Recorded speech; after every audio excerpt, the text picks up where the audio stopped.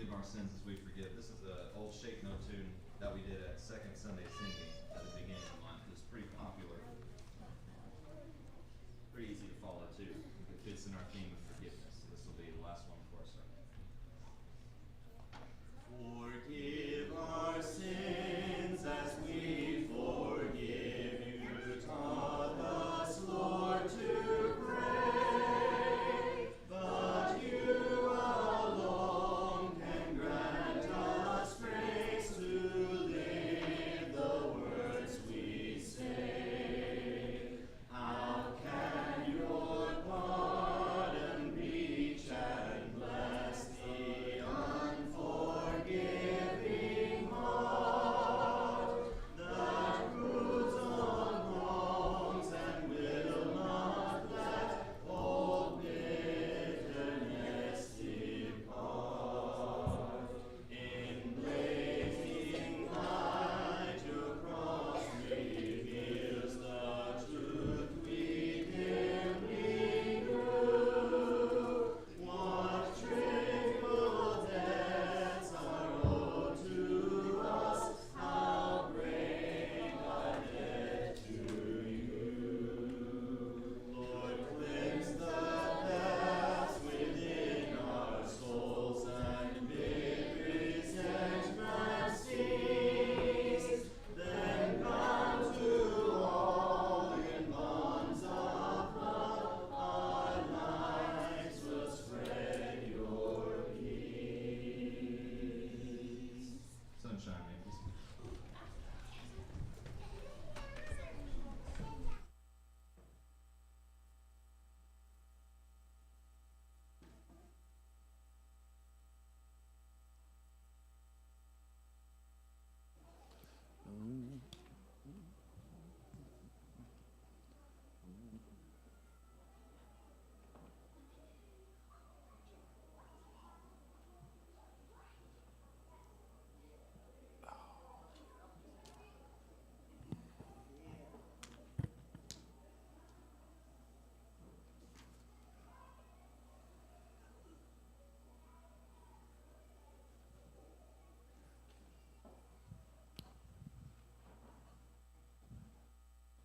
Really glad you're here this morning. As Cam already said in welcoming us, we appreciate Jason and Silas for leading our singing today, Gary for his prayer, and Greg for the good things he said around the communion.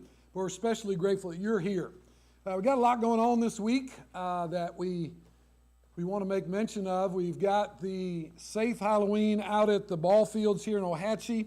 And so if you got one of these, if you got a bulletin and you found one of these in there today, and there's ways you can help, and I won't insult your intelligence by reading that all to you, but there are things that we can all do this week to help with that, especially sign up and come out there and work with us on Friday night. And then on Sunday, next Sunday, we're having our Fall Fest, so it's basically a friend day again in the fall, and we'll have a lot of different things for kids, and so invite your friends. Doesn't matter how old your friends are, but especially those friends who have children or grandchildren. We'll have food and inflatables and candy and games, and so that'd be awesome. So we're looking forward to a great day. So I hope you can be with us and help us with those things. There's a cooler out in the foyer. Just let that hang out there for a minute. There's a cooler out there, and it has hot dogs in it. Or, since we sang a German hymn, Frankfurters out there. And so, if you would, there's, I don't know how many is in a pack. How many is in a pack? 24. Kim's told me that like 4 times already today. That time she said 24. 24. So if you would take those home and maybe prepare them for next Sunday, maybe do that Sunday morning, not Thursday, and then bring them on Sunday morning. We'll put them in the warmer. We'll put them all together. Nobody really cares how you do it. You can boil them or broil them or bake them. Nobody really cares. So if you were willing to do that, grab one of those. They're in a bag in there. Take them home. Bring those back next Sunday. Or do any of the other things. There's a sign-up sheet on the Facebook page where you can help. It'd just be a great day, but it'd be a greater day if everyone lends a hand and gets involved in that to make it a real special day. All right, so we're in the midst of a series on forgiveness. We'll probably, if the Lord wills, we won't talk about forgiveness next week in this setting because we'll have guests here. We want to do something else, and then we'll pick this up and finish it out the following week probably. But today, we've already been talking. This is your first time. We've been talking about forgiveness last couple of weeks, and we started out with the idea that if you really want to be free, indeed, then you've got to forgive others, right? You got to forgive them, release them, and then you can experience true freedom. Because if you don't, then you're always hanging on to that. You're always hanging on to the whatever it is, anger, bitterness, whatever it may be that you're hanging on to because of the unforgiveness in your life, right? So today, I want us to talk about 3 stages of forgiveness. And the first stage of forgiveness for us is rediscovering the humanity of the person who hurt us, okay? So it's not hard to think about the person who hurt you or the people who hurt you. And if we're ever going to rediscover the fact that they're just like us in a lot of ways, we have to rediscover that because we don't think of them in terms of sometimes being like us, right? So the Bible does tell us in Romans 3:23, you're familiar with that, all have sinned and come short of the glory of God. Not some have sinned, or most have sinned, but all have sinned and come short of the glory of God.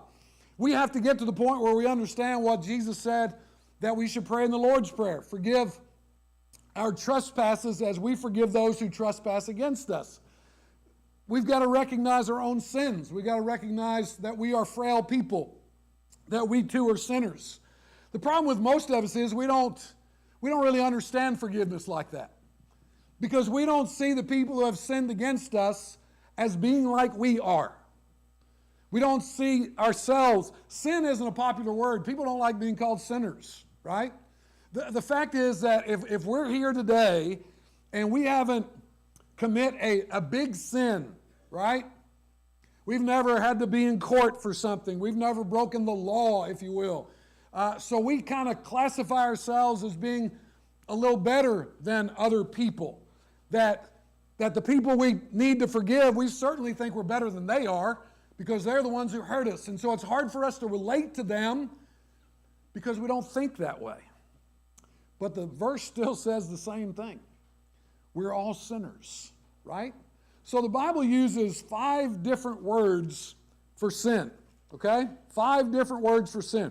We're going to look at all 5 today. We're not going to spend a ton of time on it, but I think it's important that we do, okay?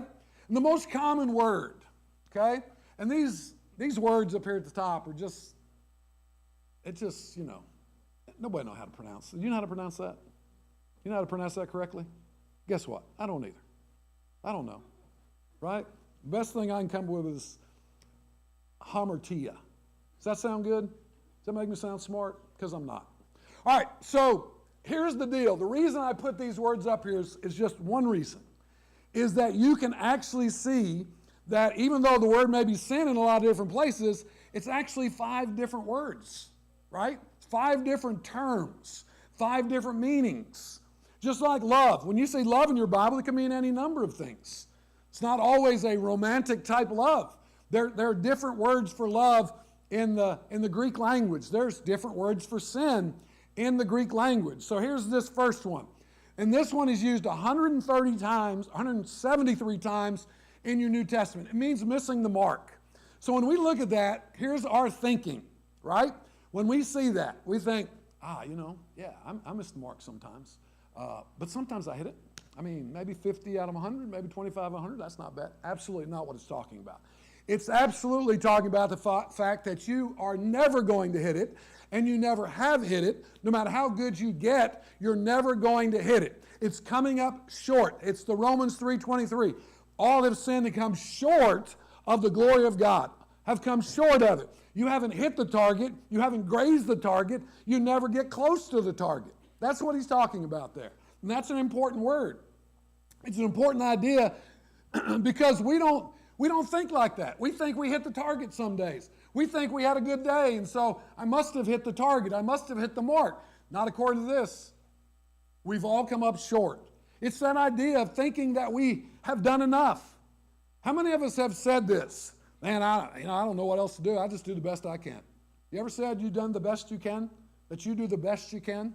You ever say that? No, you don't. You don't do the best you can. You never do the best you can. And I don't either. Quit saying that because you don't. I have kids say it all the time. We had a test on Thursday, and the kid came up, and I said, bro, did you study for this? Yes, sir. I said, why'd you make a 62? I just did the best I could. I wanted to blow up on him. No, you didn't. You didn't do the best you could because you didn't study no matter what you said, right? You don't do the best you can. If you're a husband or a wife, do you always do the best you can? No, you don't, right? You don't do it. And you don't do the best you can when you are an employee. If you're on your job, do you always do the best you can? Do you always take, if you get a 30-minute lunch, do you always take 30 minutes? Do you always take a 15-minute break, or do you think, do you ever take something from the job that's not yours because they've got a bunch of them and they won't miss them? We say that all the time. I'm just doing the best I can. No, you're not. And I'm not either. Nobody does. But that's what we think of when we think of when someone has hurt me. I'm doing the best I can, and they're not. No, they're not, but neither are we. We're not doing the best we can. None of us hits the target at any point. We all come up short. The second word that is used 7 times in the New Testament is the word parabasis, which literally means stepping across. It's the idea of transgression. And all of us have done that. We've all stepped across from truth to falsehood, right? We've all stood on the side of integrity, but then we've also stood on the side of being dishonest. We've all done that. We're all guilty.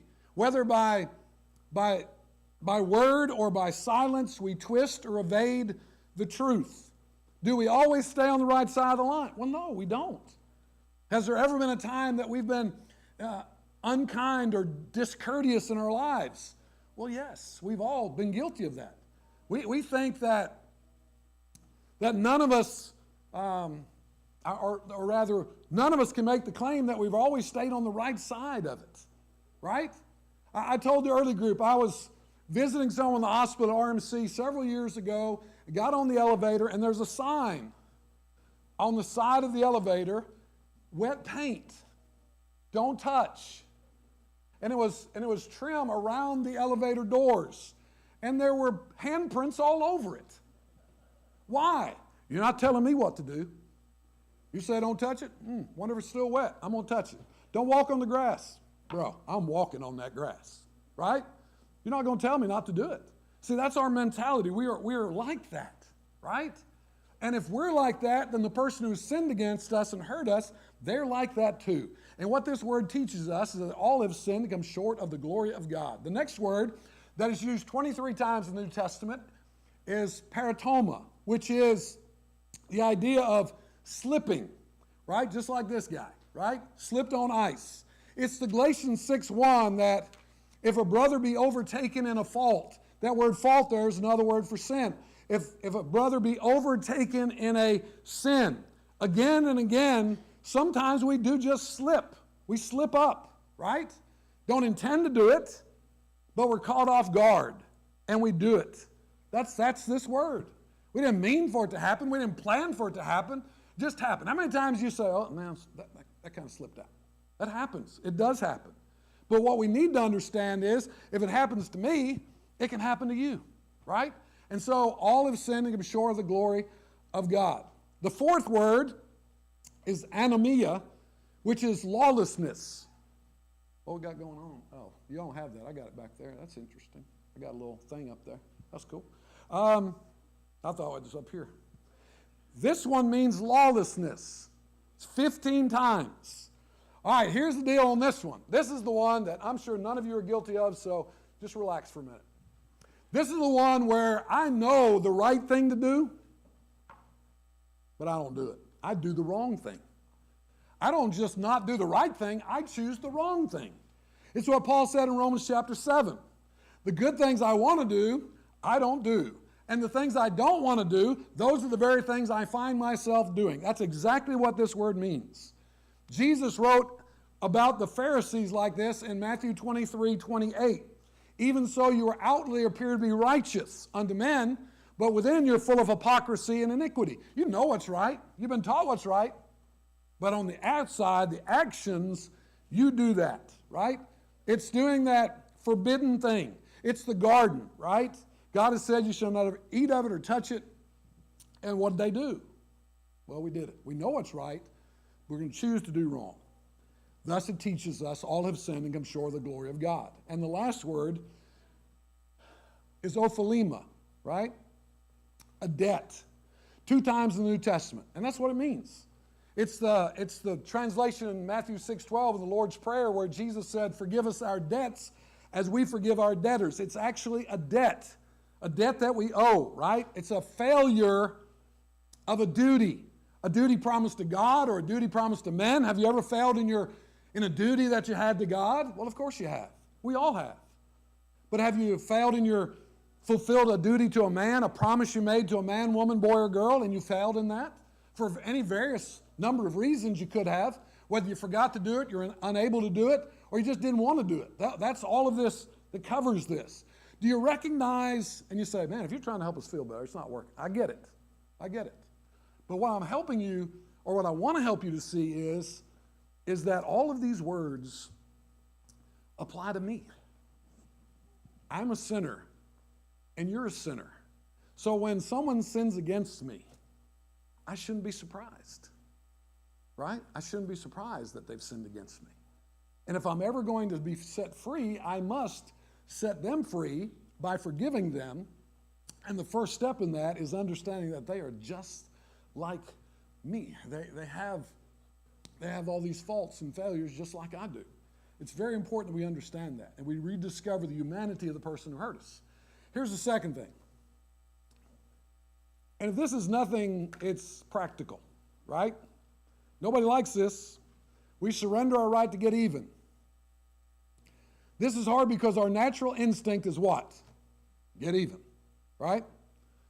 I told the early group, and I won't mention any names or even the situation, but this week I had a kid said something to another kid, and this other kid hit the other kid with an item, because this is being broadcast, so I don't even want, And somebody, well, why'd you do that? Because he spoke evil of me.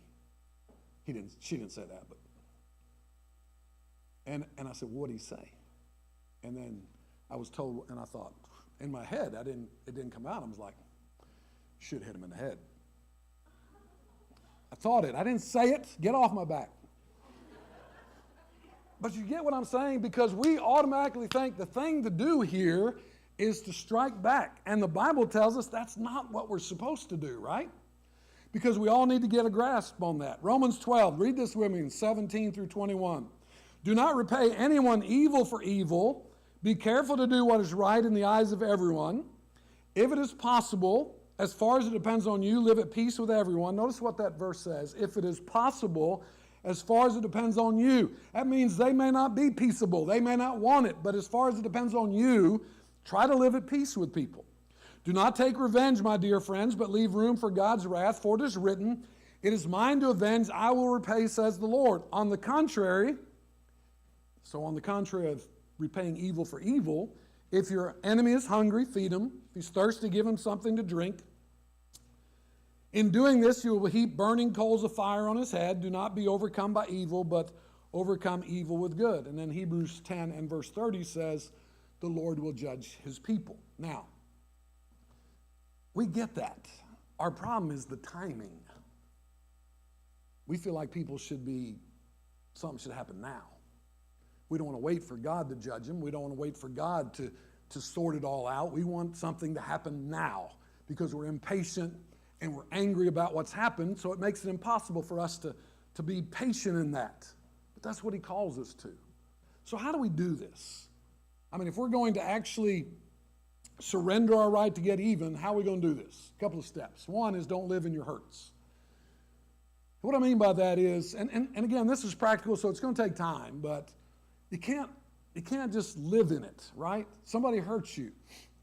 So if you live in that, right, and that's all you ever think about, that's all you ever talk about, that's all you ever share with anyone, if someone's talking to you and said, how's it going? You're about to make them regret asking that question because you're going to tell them, right? And you're going to and it's all the time. And I mentioned this last week, I think, or maybe the week before, that for some people, this is their life. This is who they want to be. They want to live in their drama. They want to live in it. They want to talk about it. They want to gossip about it. They just want it to never end because they don't know how to live without it. But I promise you, if you live in that way, there is so much freedom out there if you just forgive and not live in your hurts. Don't pile up your hurts, right? If you pile those up, you can't carry that burden. That's why Jesus said in Matthew 11:28, come unto me all that labor and are heavy laden, and I will give you rest. For my yoke is easy and my burden is light, and you shall find rest unto your souls. You weren't meant to carry these heavy burdens. You weren't meant to carry the hurts, right? It's kind of what Peter was saying. We read this last week, Matthew 18. Peter looks at the Lord and said, Lord, how often shall my brother sin against me? And I forgive him till 7 times. In other words, Peter's stacking those offenses up. When I get to 7, no, don't do that. Don't live in those hurts. Don't stack the hurts because it's just going to be weightier and weightier. And you can't do that. Listen, be a person who doesn't live in the past because the past can only hurt you, right? And if you're constantly thinking about that hurt that happened, and I'm not talking about something recent or something really difficult because it does take time. But there has to be a reasonable amount of time to where I can start moving away from it. And I'm not talking about it all the time. And I'm not living in it. And I'm not being dramatic about every step of that, right? And that I understand that I can't kill someone by drinking the poison. And that's what a lot of us do, right? We just continue to talk about it, continue to digest it all, and it's never going to work. So the first step is don't live in the hurts. The second one is don't reply in anger. Where we live, right? The times in which we live, it is easy to do this, right? When I was a kid, right? Some of you are as old as I am or older. You couldn't send a text, right? Somebody made you mad, you couldn't shoot out a text to them. You couldn't get behind your computer in your office and send them a fiery email, right? You couldn't do that. You couldn't get on Facebook and I'm going to tell everybody in the world about what's going on in my life. Couldn't do that. Couldn't do it. You had 2 choices. You went to them, knocked on the door, or you called them on the rotary phone, and they didn't even know who it was on the other end. That's the only choice you had. And if you look at your Bible, Jesus said if you have a problem with a brother, you know a brother has a problem with you, go to them. He didn't say shoot him an email, shoot him a text. He said go to them. Talk about this thing. Sit down and talk about it. Because it's so easy in our time to reply in anger. Because we're not confronted with the human side of this thing. Anybody can type a text and shoot it off, right? You ever done that?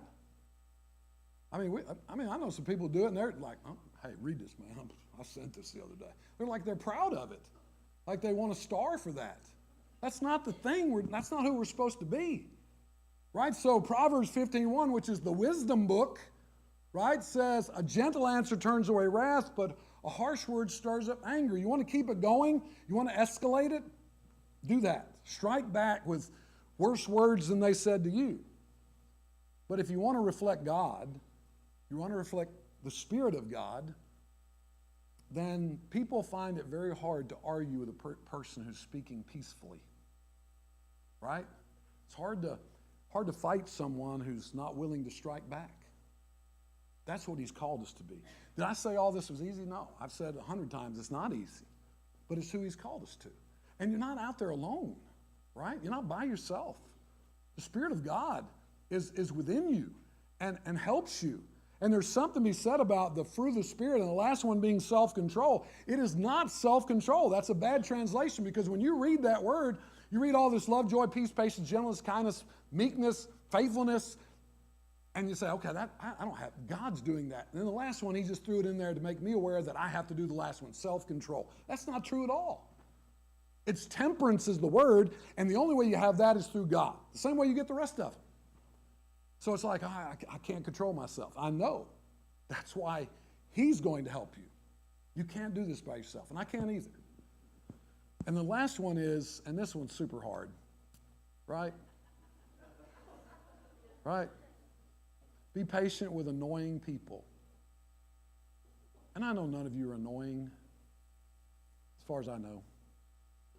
But some people are. You work with annoying people, you don't have to nod your head. Because I already know you do. Unless you work by yourself, and then, well, you still work with an annoying person if you work by yourself. Right? We're all annoying. We're just annoying in different ways to different people. Some people find you fascinating. Some people find all your stories great. Other people find you boring and wordish, right? It just happens. It just does. I got a kid in class, if you ask him, he went on a trip to Chicago. He went on a trip somewhere. I said, how'd it go, bro? And he'll tell you how to build a plane. Just on and on and on and on. I'm like, I just want to know how it went, man. He should have just said fine, right? It's annoying. And so all of us are. And I'm annoying. I get that. I understand that. But 1 Thessalonians 5:14 says, be patient with everyone. And I know what you say when you see that. You're like, yeah, God doesn't know these people like I do. Well, he does, right? And he still wants us to be patient. And here's the thing, okay, so we can get off the guilt trip. It doesn't mean you have to enjoy being around everybody. It doesn't. It doesn't mean you have to put on a fake smile, but you have to be patient with people, right? And that's who we're called to be. Romans 12:18, we noticed earlier, if it is possible, as far as depends on you, live at peace with everyone. That means you're willing to go the extra mile, even with people who are troublesome, even with people who annoy you. And it's okay if there's distance between you. Sometimes God intervenes and blesses you with distance. And I mean distance between people so that you don't have to deal with it. Maybe that's the best way to deal with it. That's what happened in Paul's case, okay? So Paul and Barnabas and John Mark, they're all mission ready and taking trips. And then all of a sudden, Paul's like, Barnabas, John Mark's not going on this next trip with us. And Barnabas was like, oh, yeah, he is. And Paul's like, yeah, no, he's not. And so what'd they do? Did they just quit doing the Lord's work altogether? No. Paul said, okay, I see this is going to be troublesome, so I'll tell you what. I'll take Silas. Barnabas, you take John Mark, and we'll keep doing God's will. And that's what they did, right? There was separation between them. Evidently, there was something that was amiss between Paul and John Mark. But here's the deal. At the end of Paul's life, when he wrote 2 Timothy 4, you know what he said about verse 11? He told them, hey, bring the parchments, bring the book, all that kind of stuff. But then he says, and bring John Mark because he's beneficial to the ministry. You see that? It wasn't just Paul being the bigger person. Paul was being the Christ person. That's what he was told to do, right? Encourage everyone. And here's the last thing, and this one's quick. We revise our feelings toward the other person. Ultimately, when you take these steps, and this isn't something you go to bed at night and say, hey, God, I won't be able to do this tomorrow. It's not going to happen. It's going to take time. You got to be patient with yourself. You got to talk to God about it a lot and see that ultimately this is where we want to get to, right? And it's Matthew 5:44. Love your enemies, bless those who curse you, do good to those who hate you, and pray for those who spitefully use you and persecute you. There is a ton in that verse right there. And a lot of us look at that and be like, he couldn't possibly have meant that. He did. And he did that. That's what Jesus did.